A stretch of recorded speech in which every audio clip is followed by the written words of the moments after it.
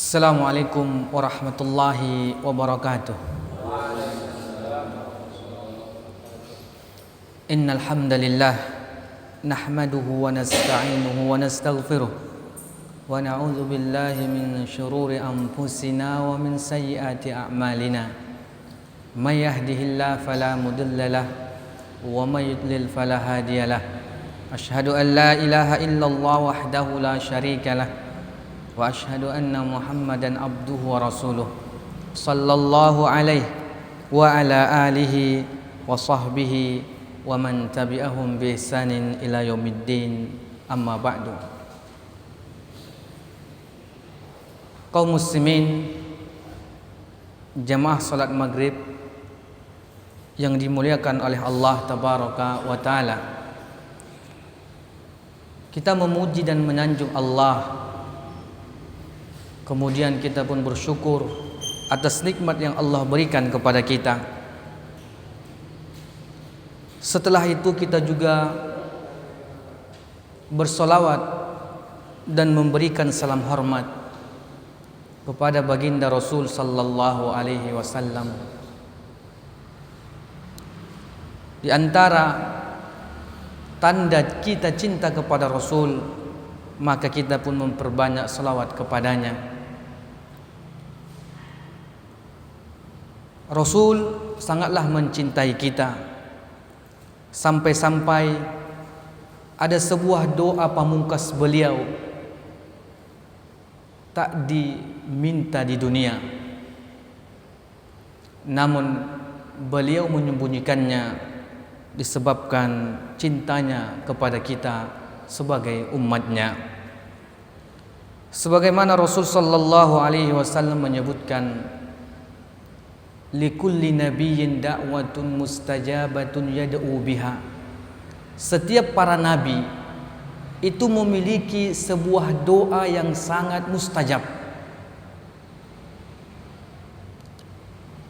Kita melihat para nabi sebelum nabi kita Muhammad, tatkala mereka tak mampu lagi untuk mengajak umatnya untuk taat kepada Allah, maka mereka pun berdoa kepada Allah agar ditimpakan bala, ditimpakan azab yang sangat dahsyat.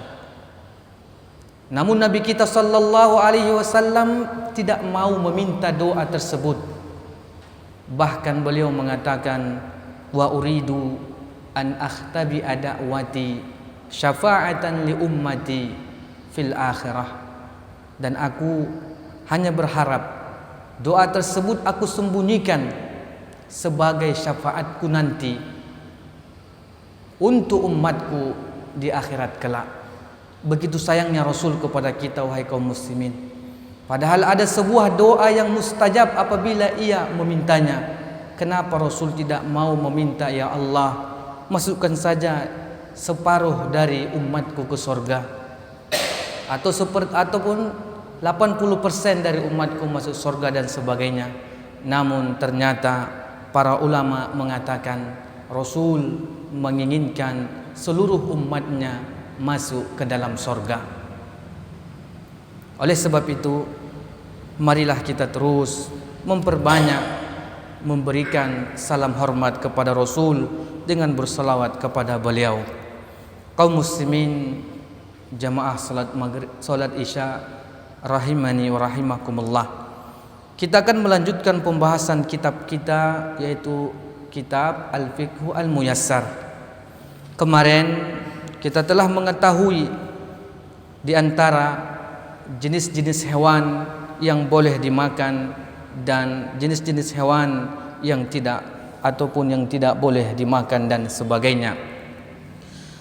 Dan di antara yang ingin kita tekankan kembali adalah apabila makanan tersebut berupa unggas ataupun burung, maka kaedahnya ada dua. Yang pertama, apabila burung tersebut atau apabila unggas tersebut mencari mangsa dengan cakarnya, maka tidak boleh kita memakannya. Karena hadis Rasul sallallahu alaihi wasallam, hadis Ibnu Abbas radhiyallahu anha ia mengatakan, "Naha Rasul sallallahu alaihi wasallam an kulli zinabin minas siba wa an kulli zi mikhlabin minat tuyur." Rasul mengatakan bahwa Ibnu Abbas radhiyallahu anhu ia mengatakan bahwasanya Rasul sallallahu alaihi wasallam melarang dari memakan setiap yang memiliki taring daripada binatang buas dan setiap yang memiliki cakar daripada jenis burung ataupun unggas. Selanjutnya yang kedua di antara jenis burung ataupun unggas yang tidak boleh dimakan adalah yuhramu min tuyur ma ya'kulul jaib, yaitu burung atau unggas tersebut senantiasa makanan pokoknya adalah bangkai, maka ini tidak diperbolehkan. Cuma dua perkara inilah yang disebutkan di dalam kitab kita, maka kiaskanlah dengan jenis-jenis burung atau jenis-jenis unggas yang ada di sekitar kita. Yang penting yang pertama, apabila burung tersebut memangsa daripada buruannya dengan cakar, maka tidak diboleh memakannya. Kemudian apabila burung itu makanan pokoknya adalah bangkai, maka tidak boleh juga kita memakannya. Kaum muslimin rahimani wa rahimakumullah, itulah sedikit permasalahan-permasalahan yang telah kita jelaskan. Sekarang kita memasuki kepada al-mas'alatus sadisah, bagian keenam, adabul akli, yaitu adab-adab tentang makan. Lil akli adabun yambagi al-hirsu 'alaiha. Makan memiliki adab-adab yang mesti seseorang memperhatikannya. Di antaranya wahia al-awwal, yang pertama adalah at-tasmiyatu inda ibtida'il akli, yaitu mengucapkan bismillah ketika ingin memulai makan. Ini di antara adab-adab makan. Li hadis Umar ibni Abi Salamah radhiyallahu anhu qala, kuntu ghulaman fi hajri Rasulillah sallallahu alaihi wasallam wa kanat yadi tatishu fi sahfah, faqala li Rasulullah sallallahu alaihi wasallam, ya gulam sammillah wa kul biyaminik wa kul mimma yalik, fama zalat tilka ti'mati ba'du. Hadis daripada Umar ibnu Abi Salamah, ia mengatakan, dahulu tatkala aku masih kecil dan di bawah asuhan Rasul sallallahu alaihi wasallam, aku pernah makan bersama Rasul yang mana di tanganku ada memegang sebuah nampan ataupun piring. Faqala Rasul, maka Rasulullah pun berkata kepadaku, ya gulam sammillah, wahai anak kecil, ucapkanlah bismillah. Wa kul biyaminik, dan makanlah dengan tangan kanan. Wa kul mimma yalik, dan makanlah sesuatu yang dekat denganmu, sesuatu yang ada di hadapanmu.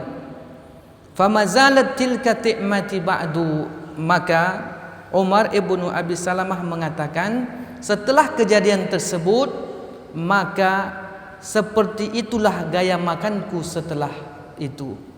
Setelah Rasul menasihati bahwasanya sebelum makan harus membaca bismillah. Kaum muslimin rahimani wa rahimakumullah,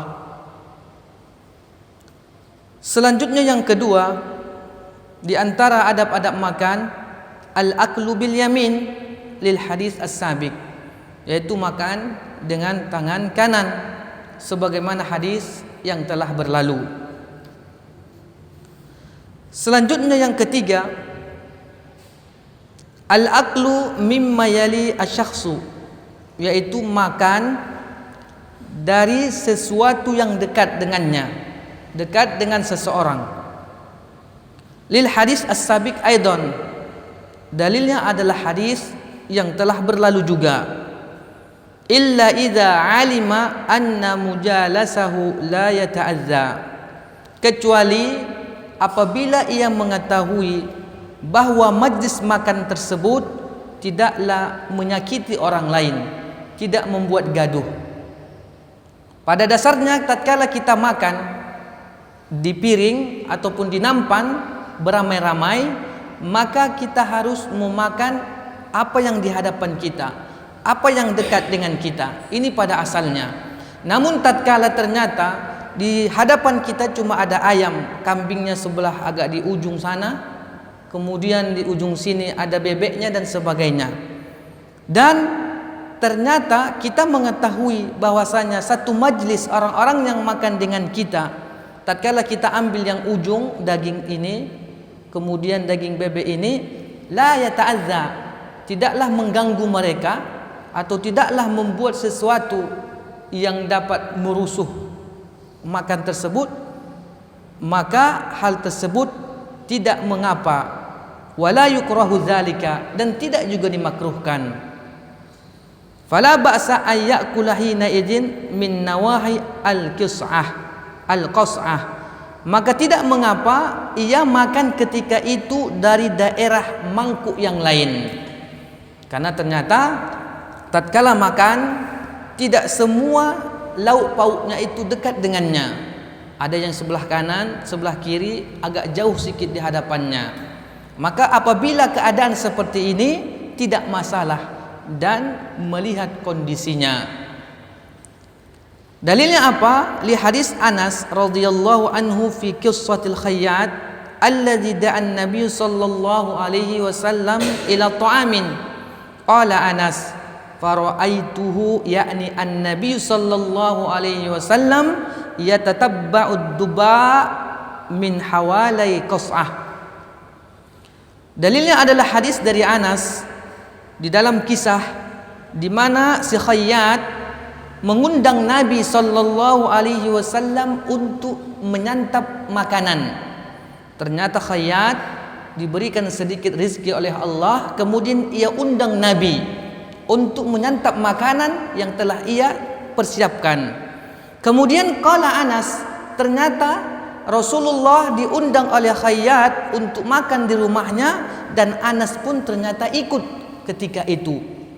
Maka Anas pun mengatakan, fara'aituhu, maka aku melihat Rasul, yakni an-nabi, yaitu Nabi, yatatabba'ud duba min hawalai qas'ah.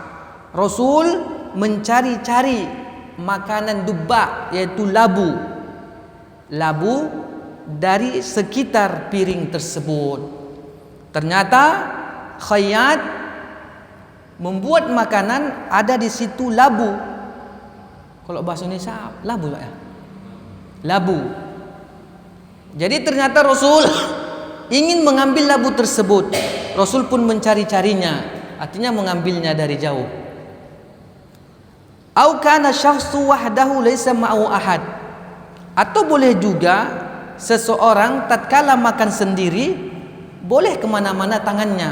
Misalnya kita makan cuma satu piring, nggak ada orang lain, tangan kita boleh kemana-mana luan. Jadi yang dimaksud daripada makan itu yang dekat, yang di hadapan kita yang kita makan, pada asalnya tatkala kita makan beramai-ramai.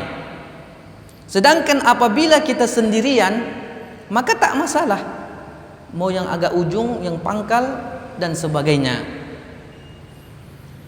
Au kana at-ta'am mustamilan ala anwan mutaaddidah, atau makanan itu mencakup daripada jenis-jenis yang banyak. Fayajuzu lahu al-akhdhu mimma laysa amamah, maka boleh ia mengambil sesuatu dari apa yang tidak di depannya. Misalnya sebagaimana kita katakan bahwasanya makanan itu lauk pauknya banyak jenisnya. Kita ternyata mau terong, tapi terong itu tidak ada depan kita.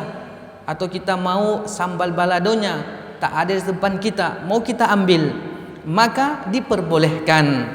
malam yu'zi bidzalika ahada, dengan syarat tidak ada yang terganggu dengan demikian satu orang pun. Kalau ada terganggu, wah agak susah juga. Dengan syarat tatkala makan ramai-ramai, tangan kita ingin liar, ngambil sana, ngambil sini, ngambil situ, ingat syaratnya malam yu'zi bidzalika ahadan, jangan sampai mengganggu orang lain. Jangan sampai orang lain merasa, wah ini jorok kali wah, atau dan yang lainnya. Terkadang karena tangan kita itu ngambil sana, ngambil sini, kan situ, orang pun jadi jijik dia. Wah ini apa lawak nih, tak pas. Nah itu jangan. Yang penting syaratnya harus kita ketahui. Jadi pada dasarnya tatkala kita makan bersama, kita harus makan apa yang ada di hadapan kita. Boleh kita mengambil sesuatu yang tidak di hadapan kita, karena lauk pauknya berbagai jenis macam, boleh kita lakukan dengan syarat jangan membuat orang terganggu. Nah, seperti itu. Kemudian yang keempat, di antara adab-adab makan, alhamdu fi akhirih, yaitu mengucapkan alhamdulillah. Sedangkan di awal kita mengucapkan basmalah atau tasmiyah. Nah, para ulama mengatakan kalimat tasmiyah itu hanyalah bismillah. Sedangkan kalimat basmalah baru bismillahirrahmanirrahim. Hadis yang mana Amr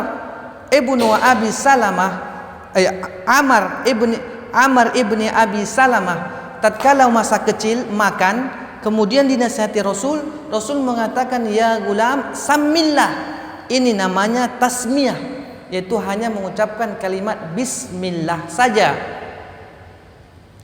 Sedangkan kalau dikatakan basmalah baru bismillahirrahmanirrahim. Inilah pendapat yang paling kuat, tatkala kita makan hanya mengucapkan kalimat bismillah. Setelah itu, setelah selesai makan, kita pun mengucapkan alhamdu fi akhirih, yaitu kalimat alhamdulillah atau pujian kepada Allah tabaraka wa taala. Dalilnya adalah li hadis Abi Umamah radhiyallahu anhu qala, kana Rasulullah sallallahu alaihi wasallam idza rufi'at al-ma'idah min baini yadayhi yaqul alhamdulillahi hamdan katsiran tayyiban mubarakan fih ghairu muwadda' wala mustaghna anhu rabbana. Abi Umamah mengatakan, dahulu Rasul itu apabila hidangan telah diangkat daripada di hadapannya atau di kedua tangannya, maka Rasul pun mengatakan, segala puji bagi Allah, hamdan katsiran thayyiba, pujian yang banyak lagi baik, mubarakan fihi, yaitu keberkahan padanya, ghaira muwadda', yaitu bukan pujian yang tidak dianggap, wala mustaghna anhu rabbana, dan tidak dibutuhkan Allah tabaraka wa taala. Ini adalah doa Rasul, yaitu yang diriwayatkan oleh Al-Imam Al-Bukhari. Jadi apabila kita selesai daripada makan, boleh membaca doa yang telah disebutkan.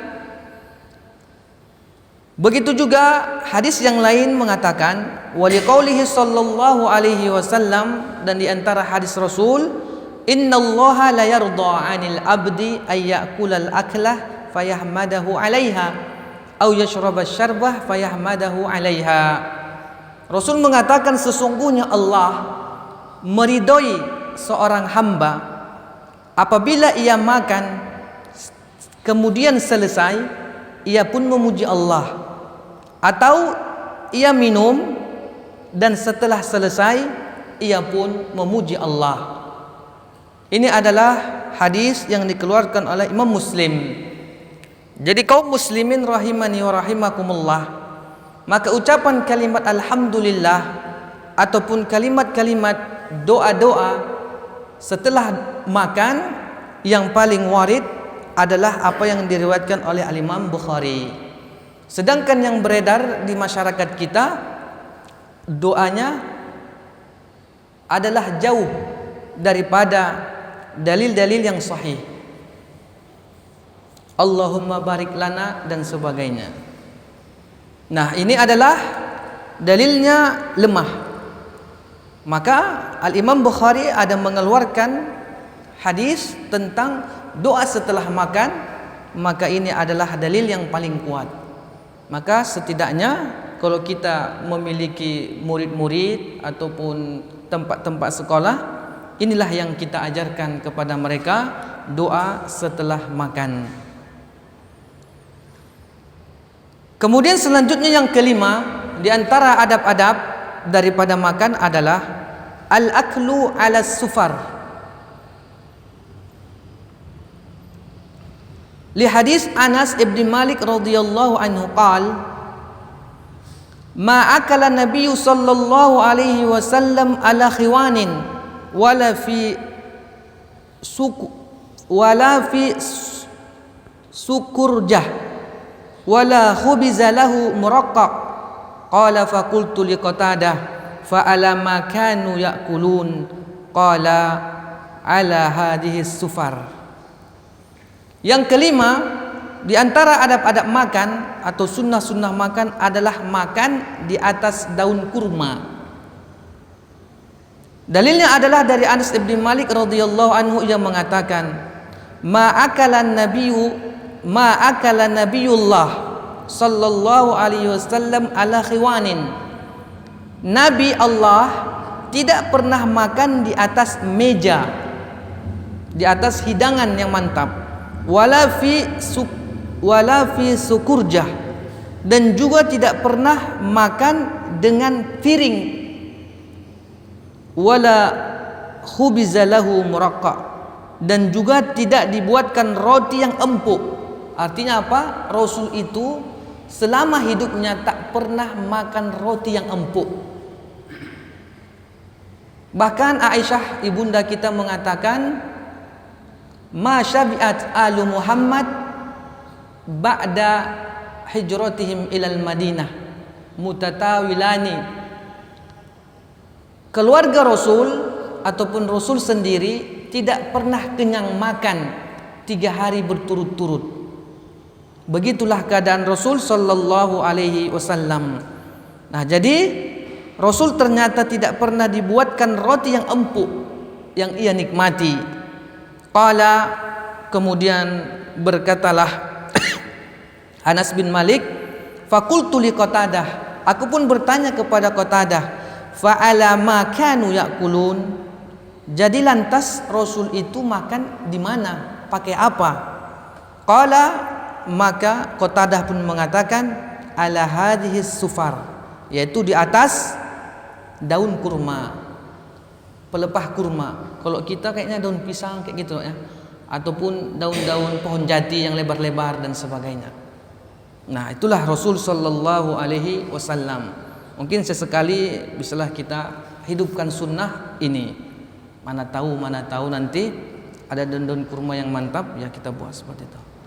Kemudian yang keenam, di antara adab-adab makan, karahiyatul akli muttaki'an, dimakruhkan makan sambil bersandar. Dalilnya adalah li hadis Aisyah radhiyallahu anha qalat. Hadis Aisyah radhiyallahu anha ia mengatakan, qultu ya Rasulullah, qul ja'alani Allahu fadaka muttaki'an fa innahu ahwanu alayka fa asgha bi ra'sihi hatta kada an tusiba jabhatuhu al-ard. Qala la bal akulu kama ya'kulul abdu wa ajlisu kama yajlisul abdu. Akhrajahu al-Baghawi dan Ahmad.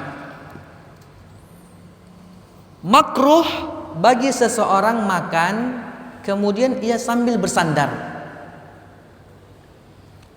Hadis Aisyah radhiyallahu anha yang mengatakan, wahai Rasulullah, makanlah, semoga Allah menjadikanku sebagai tebusanmu, muttaki'an, dengan bersandar.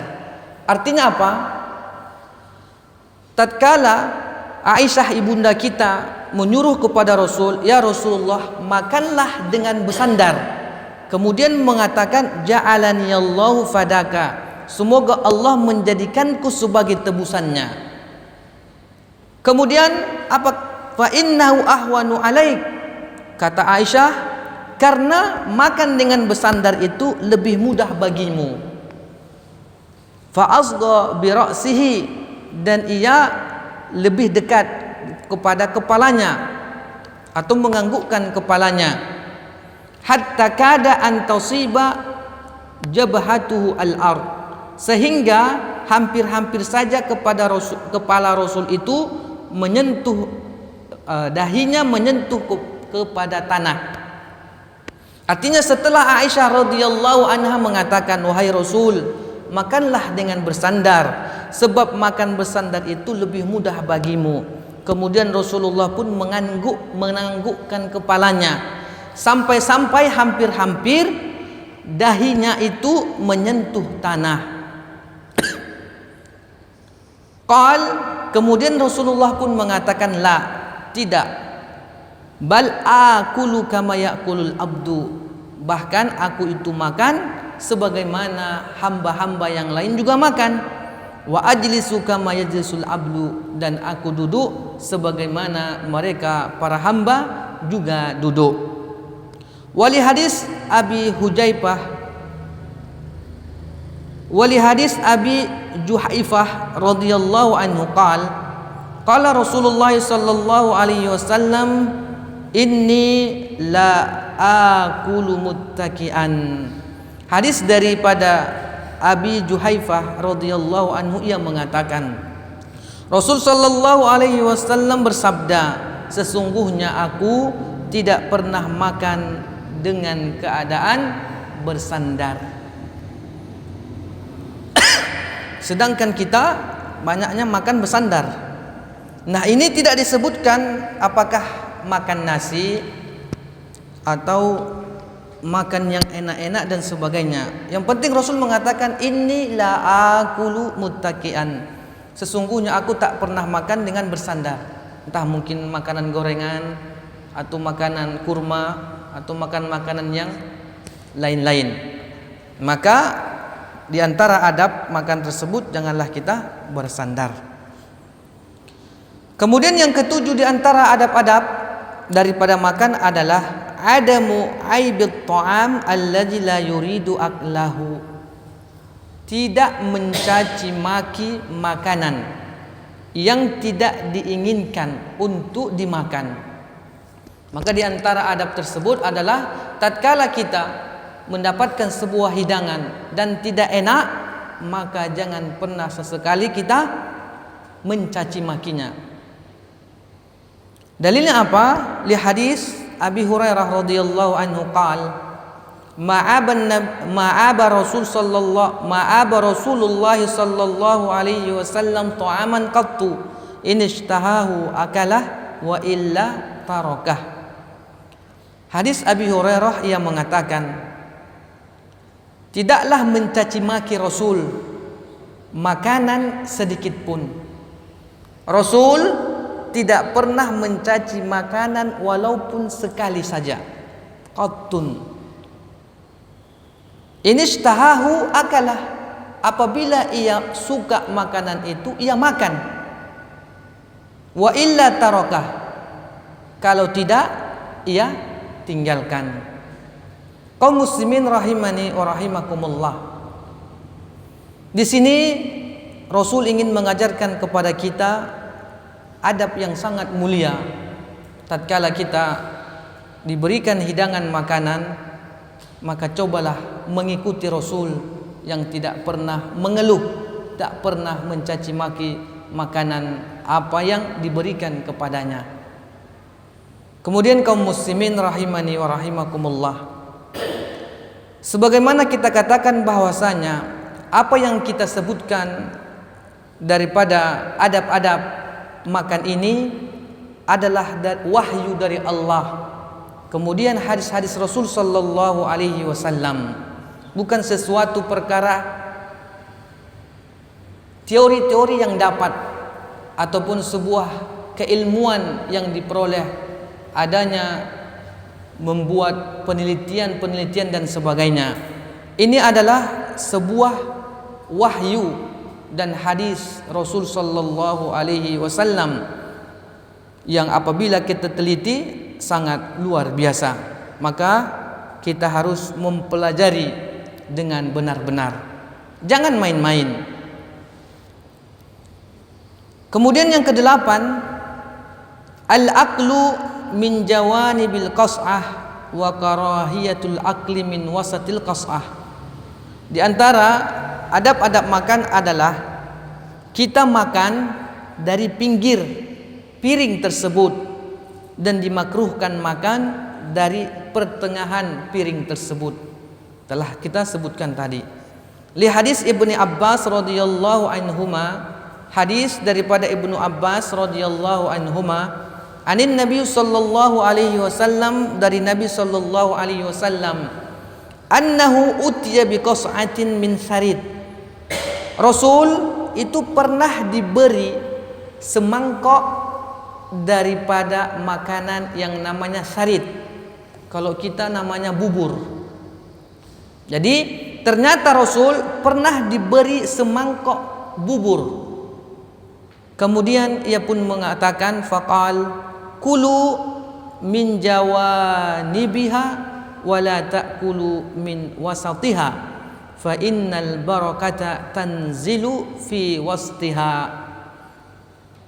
Kemudian Rasul pun mengatakan, makanlah dari pinggir-pinggirnya atau dari samping-sampingnya, dan jangan makan dari tengah piring tersebut, karena sesungguhnya keberkahan turun di tengah-tengahnya.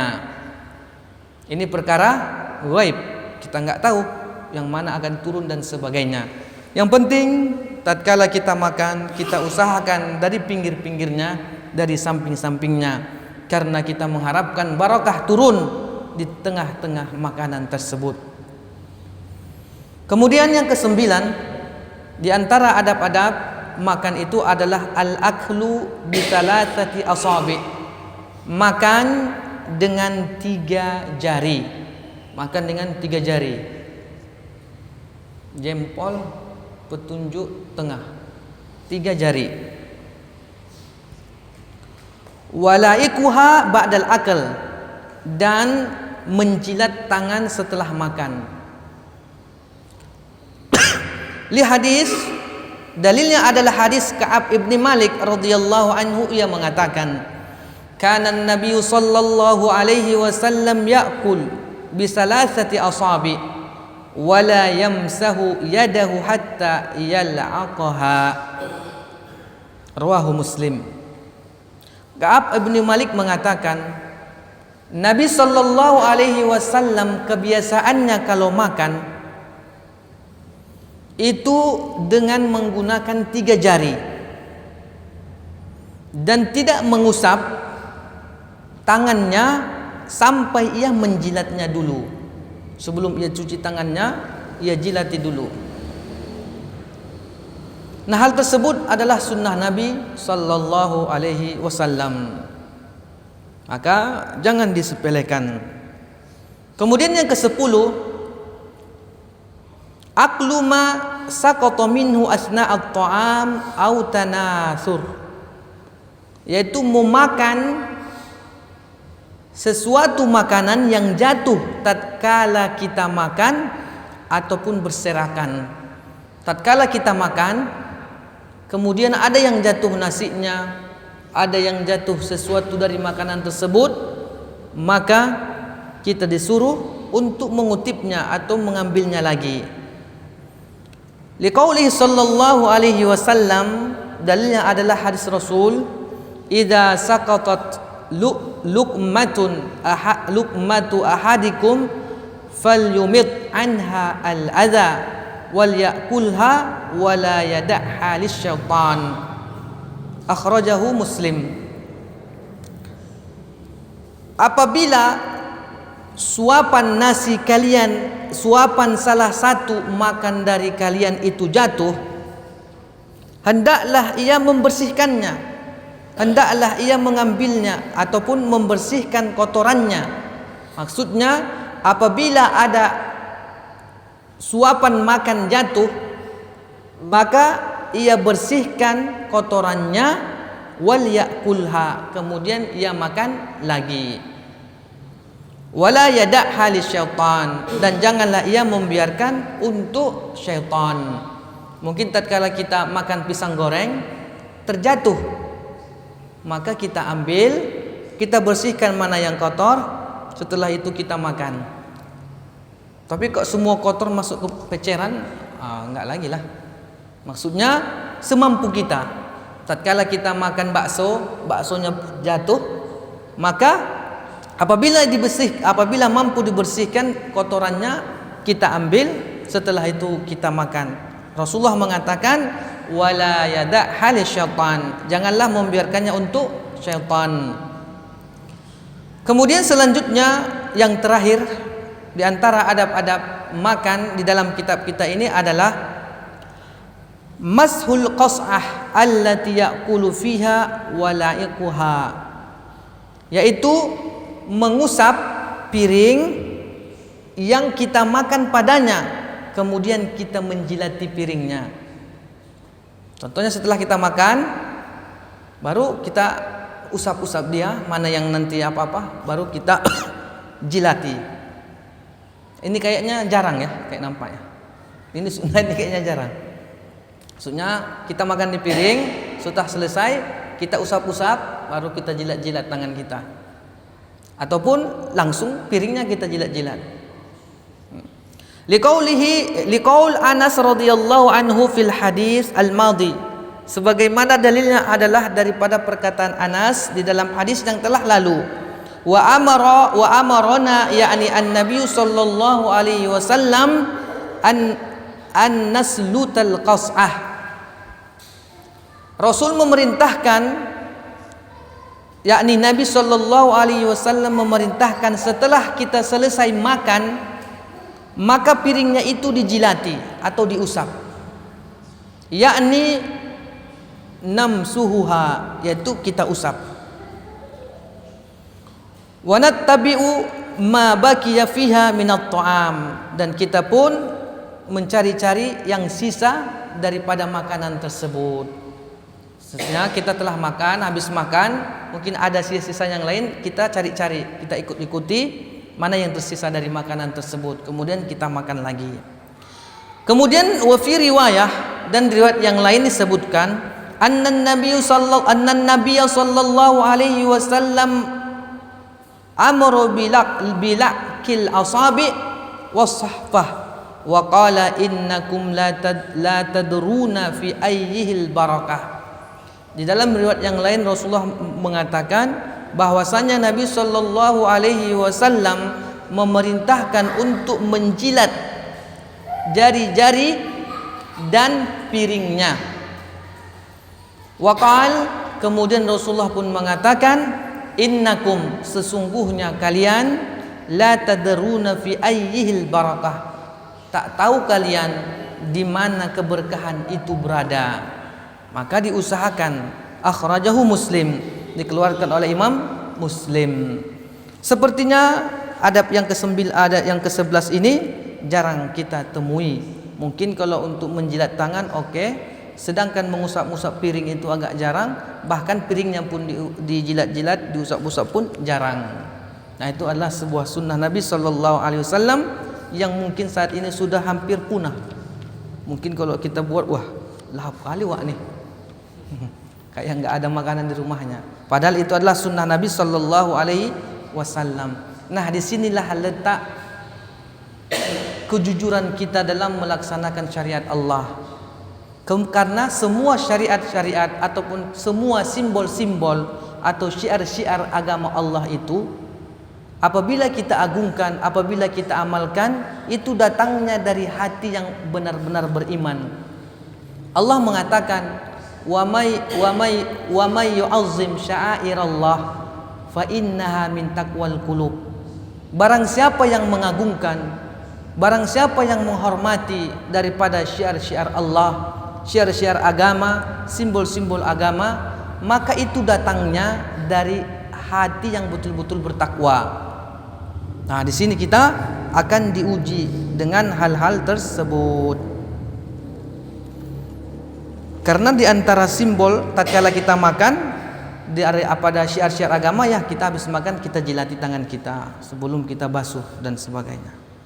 Naam. Kita lanjutkan al-bab as-sani. Kita sudah menyelesaikan daripada al-bab al-awwal, yaitu tentang makanan. Sedangkan bab yang kedua adalah tentang ahkamuz zabaih, yaitu hukum-hukum menyembelih. Berarti sudah selesailah kita tentang bab makanan. Masuk kita kepada bab yang kedua, yaitu ahkamuz zabaih wa fihi masail. Hukum-hukum sekitar menyembelih. Al-mas'alatul ula maknaha wa anwa'ut tazkiyah wa hukmuha. Bagian yang pertama ini kita akan mempelajari arti daripada menyembelih dan jenis-jenis penyembelihan dan apa hukum menyembelih. Pertama, ta'rifuz zabaih, definisi daripada menyembelih. Lugatan, secara bahasa, az-zabaihu jam'u zabihah.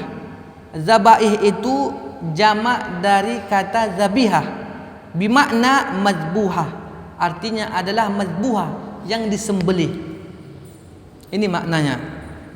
Wa syar'an, sedangkan menurut syariat atau istilah, al-hayawanul ladzi tammat tazkiyatuhu ala wajhi syar'i. Jadi menyembelih itu secara istilah syariat adalah hewan yang disembelih menurut syariat, dengan cara syariat.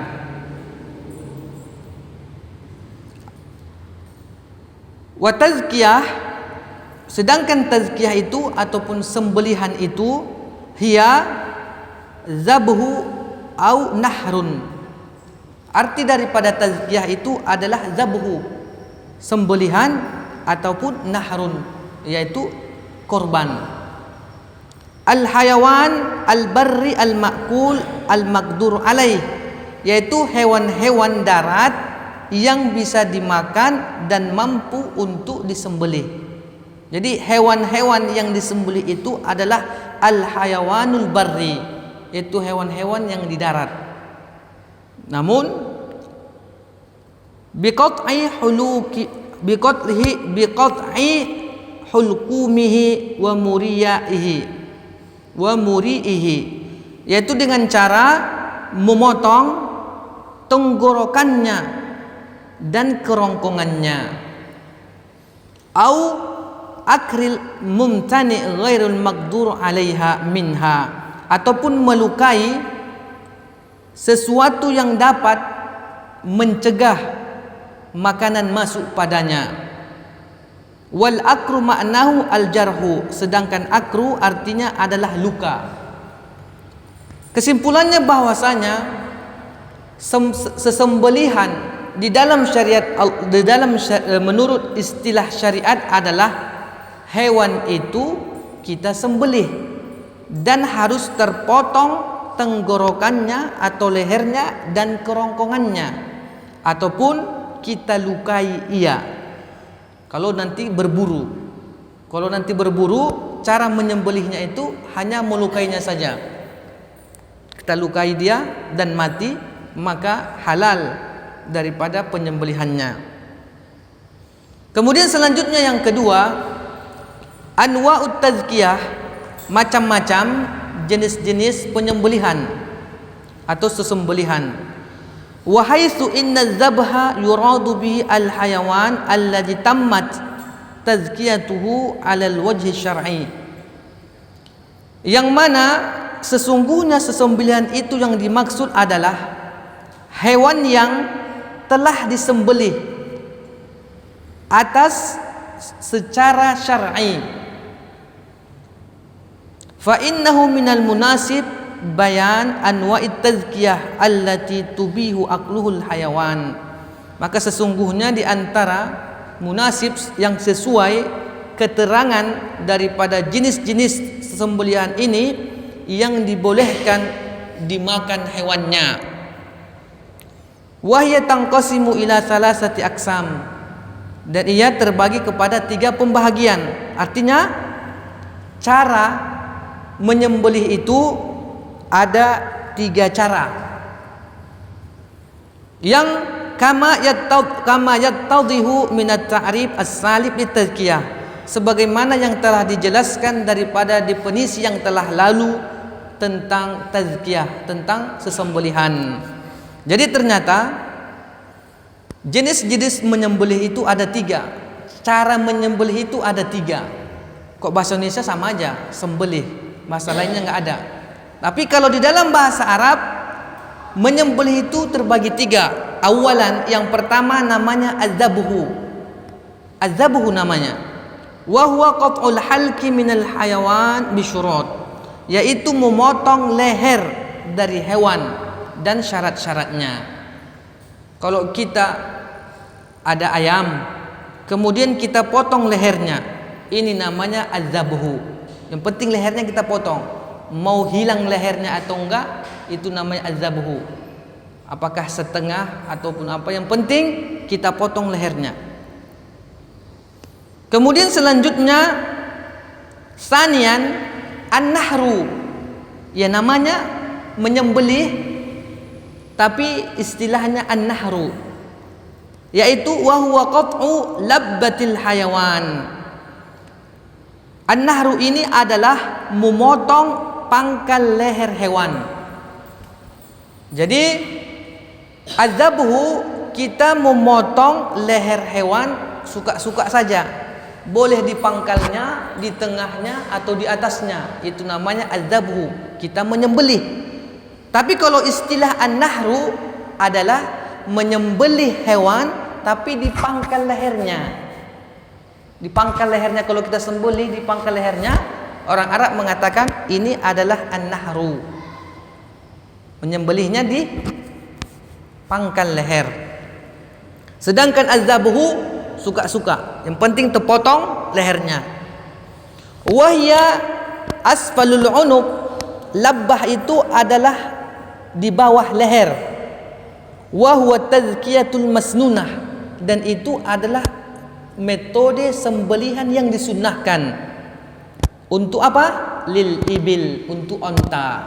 Antum lihat di YouTube, kalau menyembelih daripada onta itu di pangkal lehernya, dibacoknya aja gitu, pangkal lehernya. Kalau kita sapi ataupun lembu, kalau kurban kan agak di ujungnya. Nah, itu bedanya. Jadi kalau ingin menyembelih ibil, kalau orang Arab itu namanya an-nahru, bukan az-zabhu. Tapi mereka an-nahru, yaitu memotong di pangkal lehernya. Antum bisa nanti melihat di YouTube, antum buka cara menyembelih unta. Itu pasti di pangkal lehernya, atau dengan istilah an-nahru. Liqaulihi ta'ala, yang mana Allah mengatakan fasholli li rabbika wanhar, maka salatlah engkau untuk Rabbmu dan menyembelihlah. Wanhar itu artinya menyembelih, tapi menyembelihnya dari pangkal lehernya, dan itu biasanya untuk ibil, untuk onta. Kemudian selanjutnya salisan, yang ketiga al-akru. Al-akru itu yang menyembelih juga dalam bahasa Indonesia. Kok bahasa Indonesia namanya sama aja, menyembelih. Namun di dalam istilah syar'i, al-akru wa huwa qatlul hayawan ghairu maqduri alaih minas sayd wal an'am. Al-akru adalah membunuh hewan yang tidak bisa untuk diburu daripada hewan ternak. Maksudnya apa? Secara bahasa kita katakan al-akru itu artinya melukai, itu al-jarhu, kita lukai. Nah, sekarang kita memiliki hewan ternak. Misalnya ada sapi yang kita mengembalanya lepas gitu aja, pasti dia liar. Maka tatkala kita ingin menyembelihnya, hanya cukup al-akru, yaitu melukainya saja. Karena kita gak sanggup memanggilnya dan menyembelihnya secara normal, maka boleh dengan al-akru. Tapi ini diantara masuk ke dalam hukum berburu.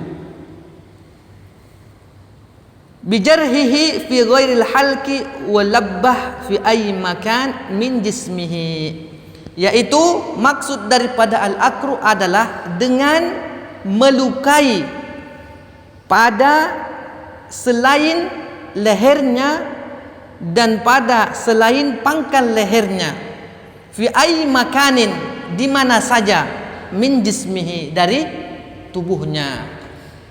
Ini namanya al-akru. Artinya apa? Menyembelih dengan metode al-akru ini biasanya mereka orang-orang yang hobi berburu. Ada misalnya rusa lagi jalan, oh ini mau kita makan, udah kita tembak aja di mananya, yang penting mati. Misalnya entah di kakinya ataupun di kepalanya, bukan di lehernya dan sebagainya, yang penting ia mati tatkala diburu. Itu namanya al-akru, menyembelihnya dengan cara melukainya. Kemudian li hadis, dalilnya adalah hadis Rafi' radhiyallahu anhu yang mengatakan, nadda ba'ir fa ahwa ilaihi rajulun bisahmin fahabasahu faqala Rasul sallallahu alaihi wasallam, ma nadda alaikum fasna'u bihi hakadha. Hadis yang diriwayatkan, hadis Rafi' radhiyallahu anhu, ia mengatakan, pernah suatu ketika lepas onta, maka ia pun memanahnya, maka seseorang pun memanahnya dengan anak panah. Setelah ditembak dengan anak panah, fahabasahu, maka ia pun tertangkap. Ternyata pernah ada kejadian di zaman Rasul, yang mana hadis tersebut diriwayatkan atau disebutkan oleh Rafi'. Pernah satu ketika ada onta itu lepas, maka salah seorang memanahnya, maka ia pun tertangkap, ya jatuhlah dia dipanah, mati jatuh. Setelah itu Rasul sallallahu alaihi wasallam pun mengatakan, manadda alaikum fasna'u bihi hakadha. Apapun yang lepas seperti ini keadaannya, lakukanlah seperti yang telah dilakukan. Jadi Rasulullah memerintahkannya. Maka tatkala misalnya kita kurban nih, tapi sapinya itu ganas, menunduk sana menunduk sini, ditangkap nggak bisa begini dan begitu, ya udah kita tembak aja atau kita panah aja, yang penting dia mati. Nah, itu namanya disembelih juga dengan cara melukainya. Inilah diantara 3 bentuk penyembelihan di dalam syariat Islam, yang kalau di bahasa Indonesia sama-sama aja. Al-zabhu diartikan penyembelihan, an-nahru juga penyembelihan, al-akru juga penyembelihan. Namun secara dasarnya agak berbeda.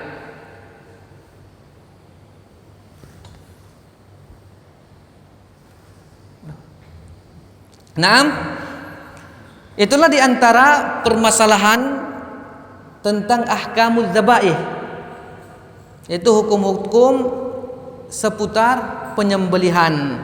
Kita baru masuk tentang takrif atau definisi tentang penyembelihan, dan kemudian kita masuk tentang jenis-jenis atau tata cara menyembelih. Dan insya Allah kita akan melanjutkan daripada hukum tazkiyah, yaitu hukum-hukum atau hukum seputar penyembelihan.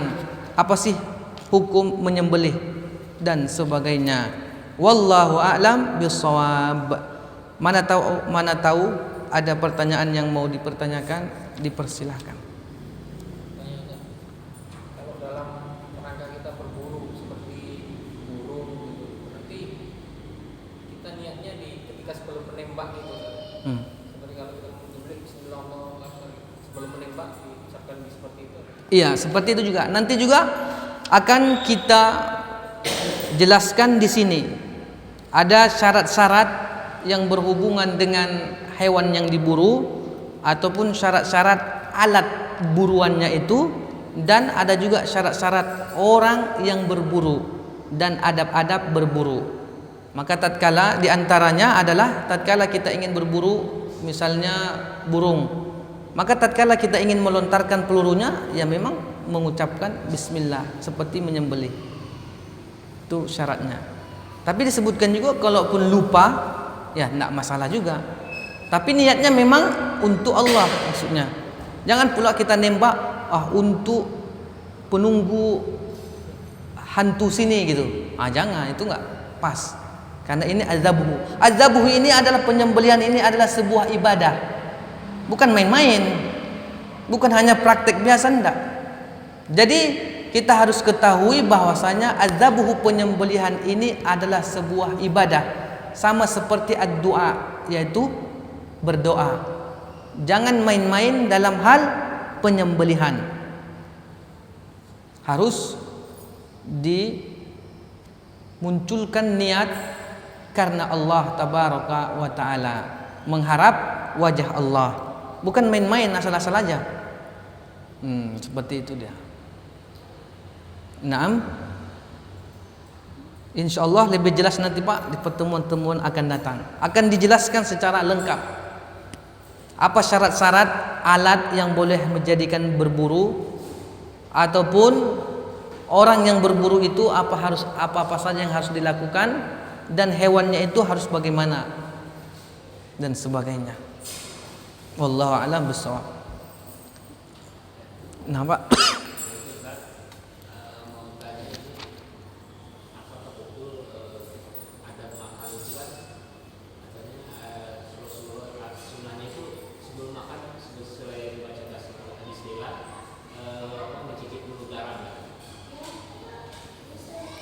Kalau di dalam adab-adab dan di dalam hadis-hadis yang sahihah, tidak ada hadisnya yang sahih.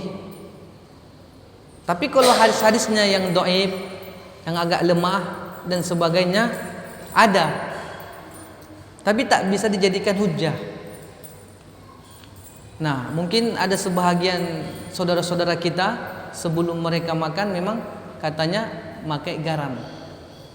Memang hadis-hadisnya lemah gitu, nggak sampai derajat sahih. Kalaulah memang hal tersebut sahih, pasti sudah dimasukkan ke dalam adabul akal, adab-adab makan. Sedangkan perkara hal tersebut aneh, kenapa orang itu aja yang mengetahui, sedangkan firqah-firqah yang lain tidak tahu. Nah, disinilah indahnya kalau kita belajar sesuai dalil. Dimanapun mereka sama saja metode peramalannya, mengamalkan Islam itu sama. Misalnya kita di Batam belajar agama sesuai dalil Al-Quran dan Sunnah. Kita pun pergi ke negeri yang lain, ke Amerika dan sebagainya. Kalau mereka juga belajar sama seperti kita, sama, nggak ada yang beda. Maka di antara perkara-perkara baru adalah perkara yang aneh kita lihat. Masa iya di negeri ini enggak ada, di negeri sana ada? Berarti apa gerangan? Kok bisa seperti itu? Nah, itu harus kita jelaskan juga. Bahwasanya Islam itu jelas. Jadi jangan disembunyi-sembunyikan. Kalau memang dia hadisnya misalnya sahih tentang makanan dengan sebelum makan itu harus makan garam, tunjukkan dia, hatu burhanakum, tunjukkan dalilnya. Nah, yang jadi aneh kan cuma orang tua aja yang sampai ke situ apanya gitu. Mungkin mereka mendapatkan dalil-dalil, tapi tidak sampai derajat hasan ataupun sahih. Wallahu a'lam bishawab.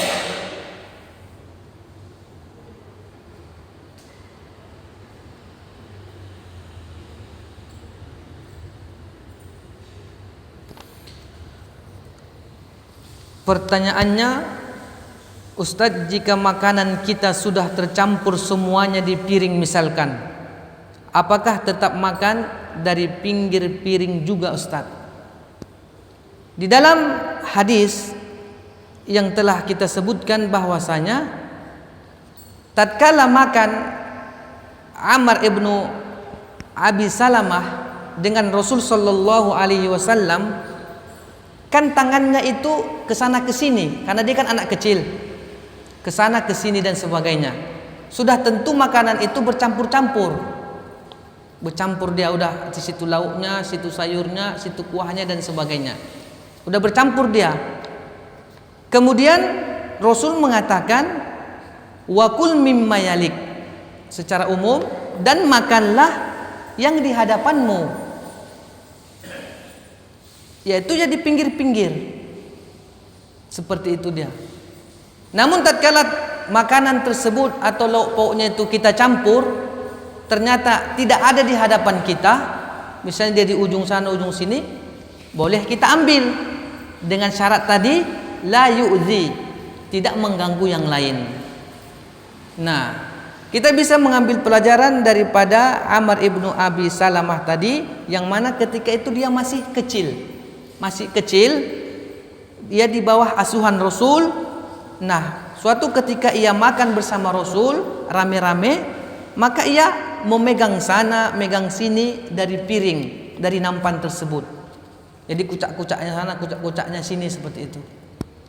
Maka Rasul hanya menyuruh, kalau tentang bab makannya dia, makanlah yang ada di hadapanmu.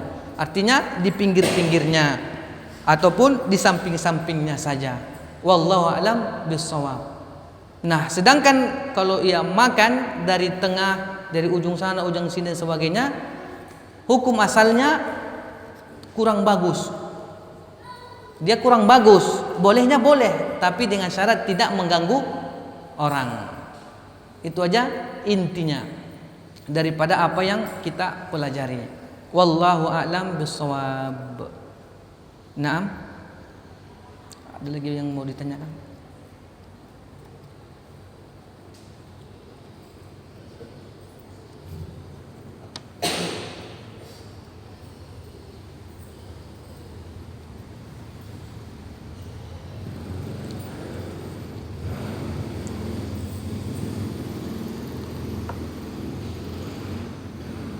Kalau tak ada lagi, kita tutup dengan doa kafatul majlis. Subhanakallahumma wa bihamdika asyhadu an la ilaha illa anta astaghfiruka wa atubu ilaik. Assalamualaikum warahmatullahi wabarakatuh. Waalaikumsalam.